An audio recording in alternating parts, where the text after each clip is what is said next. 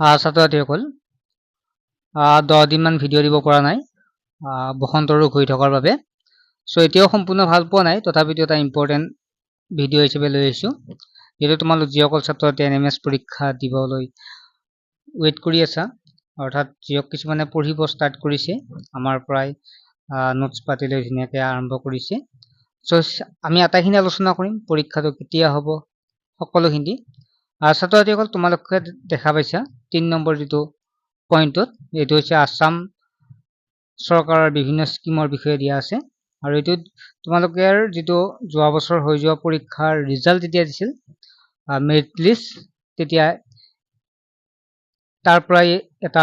Screenshot মই উঠাই দিছো আৰু তাত লিখা আছে 2026 চনৰ অৰ্থাৎ এই বছৰৰ পৰীক্ষা কেতিয়া হ'ব কি হ'ব দেখা পাইছে তোমালোকে এনএমএছ এক্সাম 2026 নেশনাল মিন্স কাম মেৰিট স্কলাৰশ্বিপ এক্সামিনেশ্যন 2026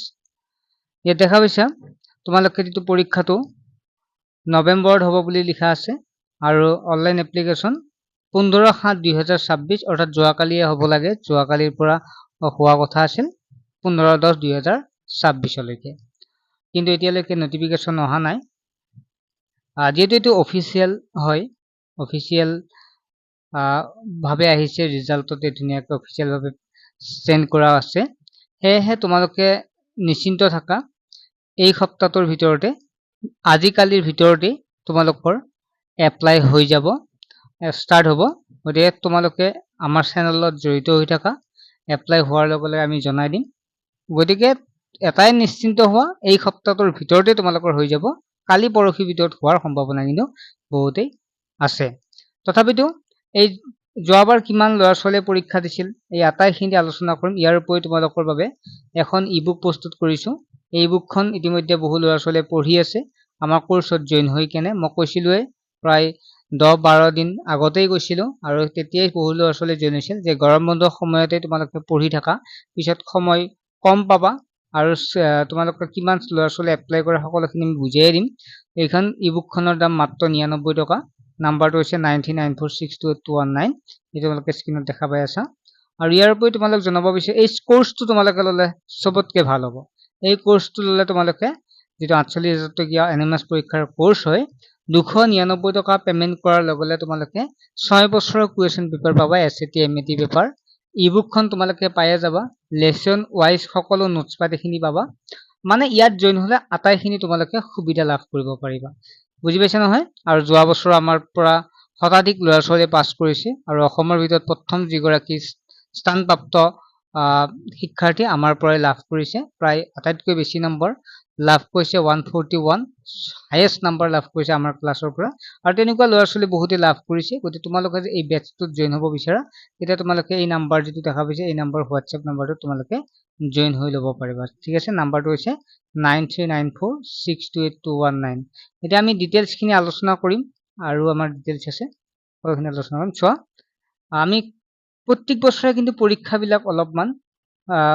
টাফ হৈ যায় টাফ হোৱাৰ কাৰণটো হৈছে কি জানে ল'ৰা ছোৱালী বেছি এপ্লাই কৰে কাৰণ আজিকালি ল'ৰা ছোৱালী বিলাকে জানে সকলো এটা স্কলাৰশ্বিপ ল'বৰ কাৰণে ইচ্ছা কৰে এটা ভাল স্কলাৰশ্বিপ হয় এটা চোৱা 2020 চনৰ পৰা আমি ৰেকৰ্ড চাও 2020 চনৰ যেটো পৰীক্ষা 21-22 চনৰ সিজনত ইয়াত 2411টা সিটৰ ভিতৰত পৰীক্ষা দিছিল 7018টা মাত্ৰ দিছিল লাভ কৰিছিল 2070টা ল'ৰা ছোৱালী কিছুমান ৰিজেক্ট হৈ যায় আৰু বাকিবিলাক বেয়া হৈছে 2021 চনত যেটো 2022-23ৰ সিজন আছিল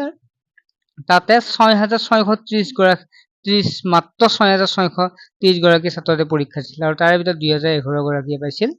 তেনেকুৱাকৈ 2022ত বহু ল'ৰা ছোৱালী আছে 16000 আকৌ 2023 অলপ কমি গৈছে 24ত কমিছে কিন্তু আকৌ 25ত যোৱা বছৰ ভালেখিনি ল'ৰা ছোৱালী পৰীক্ষা দিছে প্ৰায়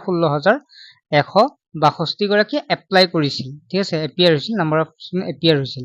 ঠিক আছে গতিকে সোৱা প্ৰত্যেক বছৰে হেৰিবিলাক বাঢ়ি যায় কিবা কমি যায় গতিকে হেতু নিজৰ কথা এতিয়াৰ পৰা তোমালোকে ভালদৰে পঢ়িব চেষ্টা কৰা এই স্কলাৰশ্বিপটো নোপোৱাৰ কোনো কথা নাই আৰু বজালিৰ পৰা যোৱা বছৰ ল'ৰা ছোৱালী কিমান পাইছিল তোমালোকে ইয়াত দিয়া আছে 418 গৰাকী বাক্সাৰ পৰা 272 815 পাইছিল বৰপেটাৰ পৰা তেনেকুৱা আটাইতকৈ বেছি পাইছিল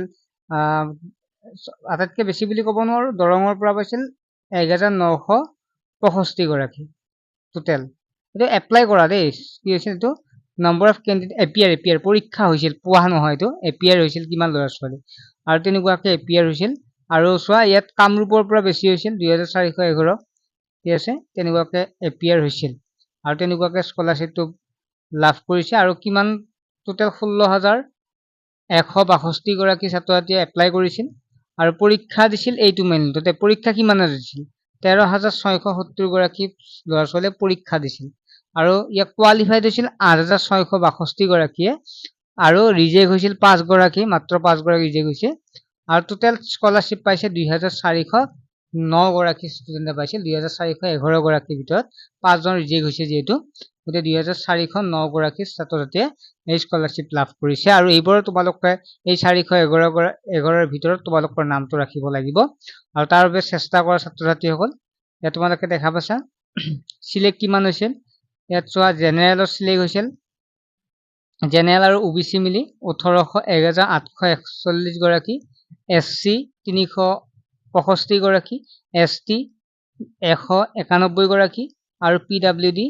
12 গৰাকী, আৰু টোটেল হৈছিল 2,409 গৰাকী, ঠিক আছে। টোটেল এনেকুৱাকৈ এপ্লাই মানে চিলেক্ট হৈছিল। গতিকে ছাত্ৰ ছাত্ৰীসকল তোমালোকে গমে পাইছা। এইবাৰো তেনেকুৱাকৈ তোমালোকে চেষ্টা কৰা। আমি অনলাইন ক্লাছত আটাইখিনি শেষ কৰি দিম, কোনো এটা বস্তু বাকী নাৰাখোঁ। আমি আটাইখিনি ডিটেইলছ আলোচনা কৰিম। আমি ইতিমধ্যে কুৱেশ্যন পেপাৰবিলাকো আমি দি দিছোঁ, নোটছ পাতিবিলাকো কৰি দিছোঁ, গতিকে যাতে ছাত্ৰ ছাত্ৰীখিনি আটাইখিনি লাভ কৰক পাৰক। গতিকে তোমালোকে হোৱাটছএপ নম্বৰটো দেখা পাইছে, এই নাম্বাৰটো তোমালোকে SMS কৰি তোমালোকে এতিয়াই জইন হৈ যোৱা, ঠিক আছে। এই নাম্বাৰটো যদি দেখা পাইছে তোমালোকে, এই নাম্বাৰটো মই নম্বৰটো আকৌ এবাৰ দি দিছোঁ, এই নাম্বাৰটো তোমালোকে জইন হোৱা হোৱাটছএপত SMS কৰিলে হ'ল। এপ্লাই হ'ব, এপ্লাই লৈ চিন্তা কৰিব নালাগে, সোনকালে জইন হৈ পঢ়ি থাকা। ইতিমধ্যে বহু ল'ৰা ছোৱালী আমাৰ পৰা পঢ়ি আছে, আৰু যিসকলে এতিয়াৰ পৰা পঢ়ি থাকে তেওঁলোকেহে পৰীক্ষাটো পাছ কৰিব পাৰে, ঠিক আছে। নেক্সট এটা ভিডিঅ' লগ পাম।